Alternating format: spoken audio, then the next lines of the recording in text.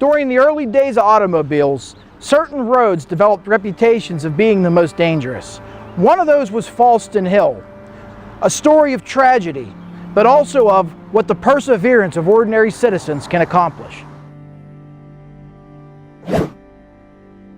Before the advent of the federal highway system in the 1950s, the major traffic routes throughout the country were nothing more than ordinary roads. Because of the quick growth of automobiles, many of these roads were ill-equipped to handle the types of traffic required. Fallston Hill was one of these roads. A steeply graded road with a sharp double curve, the hill was difficult to navigate for even the smallest vehicles.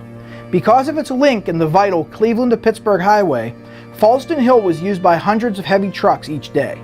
Between 1920 and 1936, Fallston Hill was the scene of over 500 accidents. These ranged from fender benders to fatal crashes, and many of these accidents were witnessed and experienced by the residents of Fallston. On August 9, 1931, Fallston Council took action. Claiming that the hill was a hazard to their residents, council members personally barricaded the hill at its crest. As motorists complained about the closure, an injunction was filed against Fallston Council, forcing removal of the barrier. Fallston Hill reopened and the accidents continued. On April 24, 1936, a young teacher was killed on the hill when a passing truck lost a 9-ton steel casting, which crushed her vehicle. Again, residents complained, but the Pennsylvania Highway Department responded that money was not available to either fix the road or build a detour.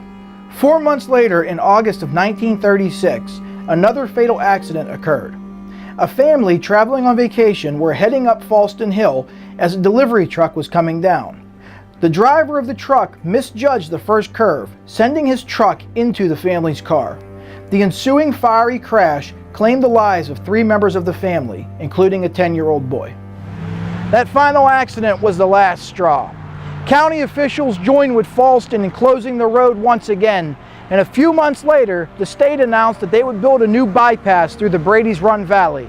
Today, that road is Route 51.